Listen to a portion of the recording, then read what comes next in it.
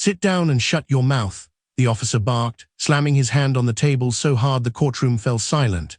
But the man he was shouting at wasn't a criminal. He was a decorated Navy SEAL, a veteran who had risked his life countless times for his country. In that moment, the air was thick with disbelief. How could a man sworn to protect justice turn his rage against the very hero who defended it? What happened next shocked everyone in the room. It's something you'll want to see for yourself, because when the military police stormed in, everything changed. But the question is, why did it come to this? Before that explosive moment in the courtroom, there was Marcus. To most people, he wasn't just a Navy SEAL. He was the embodiment of discipline, courage, and sacrifice. Years of deployments had carved stories into his face, stories of deserts, oceans, and nights spent under enemy fire. But outside the battlefield, Marcus was a quiet man.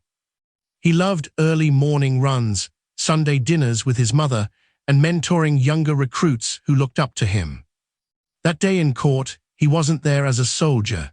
He was there as a citizen, calmly attending a hearing tied to a small dispute he had gotten pulled into.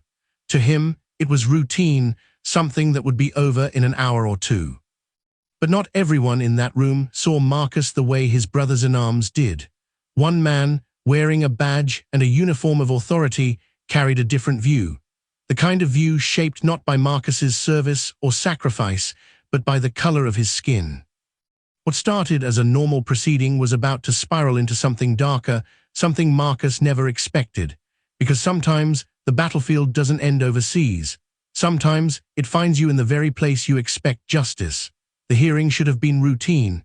Marcus sat calmly at the defense table, hands folded, posture straight. He had faced war zones with more chaos than any courtroom could offer. But as soon as Officer Daniels, the cop who had pushed for the charges, walked in, the atmosphere shifted. His eyes locked on Marcus with a glare that carried more than authority. It carried disdain. At first it was subtle, a muttered comment under his breath as he passed by, a sneer when Marcus tried to speak with his attorney. The judge hadn't even entered yet, but the tension was already suffocating. When the hearing began, Daniels was called to testify. That's when the undertone of hostility boiled over.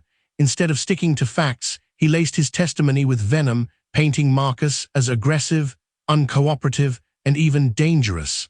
Words that Marcus knew weren't just lies, they were weapons. Because in America, those words, aimed at a black man, carried weight. Marcus clenched his jaw, forcing himself to stay composed. He'd been trained to handle pressure. But then it escalated.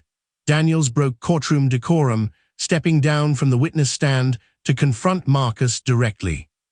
"You think your uniform makes you better than the rest of us?" he spat, voice rising. The room went still. Gasps echoed through the benches. Marcus didn't move, didn't flinch. He had nothing to prove, but silence only fueled Daniels further. In one swift motion, the officer slammed his hand on the table, inches from Marcus's face. The sound cracked like a gunshot. "You're nothing but a thug in camouflage," he shouted. For a moment, time froze.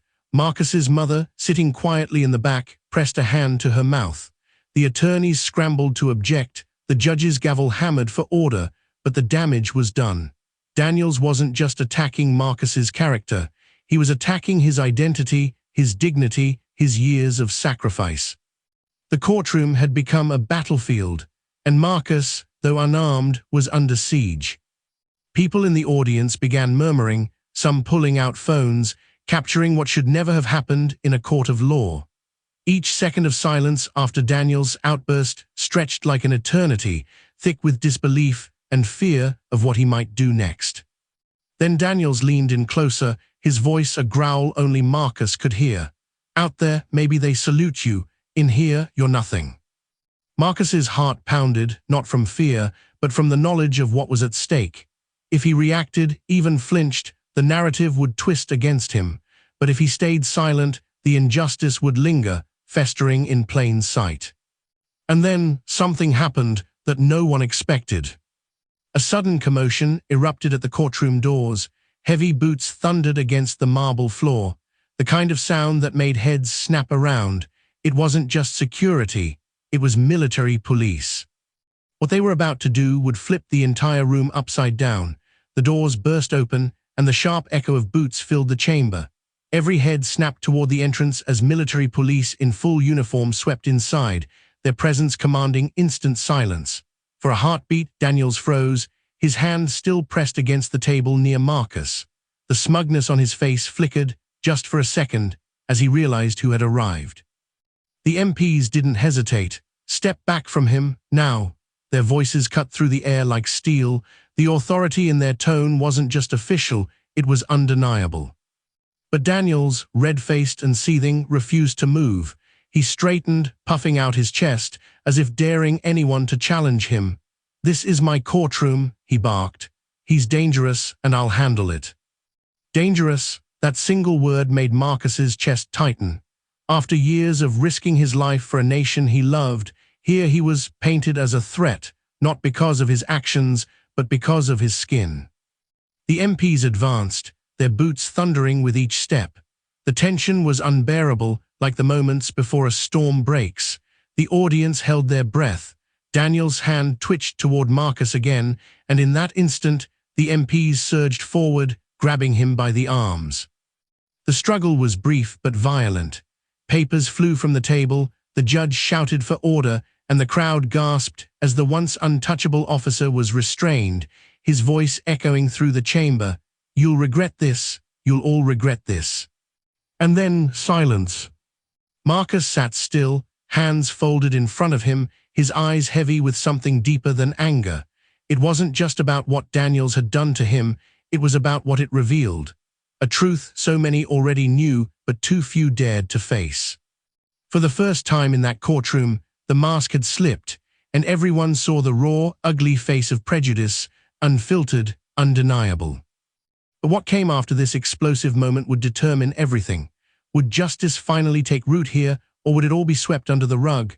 As Daniels was dragged from the courtroom, the silence lingered, not the silence of peace, but the heavy quiet that follows a storm.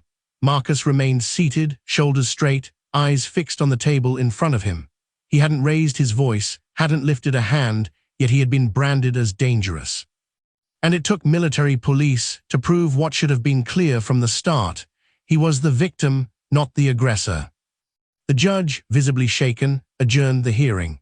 For Marcus, the legal process would continue, but something inside him had shifted. This was not just about one officer losing control. It was about a deeper truth he had lived with his entire life, that no matter how many medals decorated his chest, some would still see only the color of his skin. Outside the courthouse, whispers turned to headlines. Clips of the confrontation spread online, sparking outrage, debate, and reflection. For Marcus, it was a painful reminder that his service, his sacrifice, could not shield him from prejudice. But it was also a moment that lit a fire. His story was no longer just his own, it became part of a much larger fight for justice. Because what happened in that courtroom wasn't an isolated event. It was a mirror, reflecting the countless moments of bias and discrimination faced by black men and women across this country. Moments that don't always make the news, but leave scars just the same. So the question isn't just what happened to Marcus that day. The question is, what will we do about it? Will we allow these moments to pass, forgotten once the headlines fade, or will we finally confront the prejudice that still hides in plain sight? The choice is ours.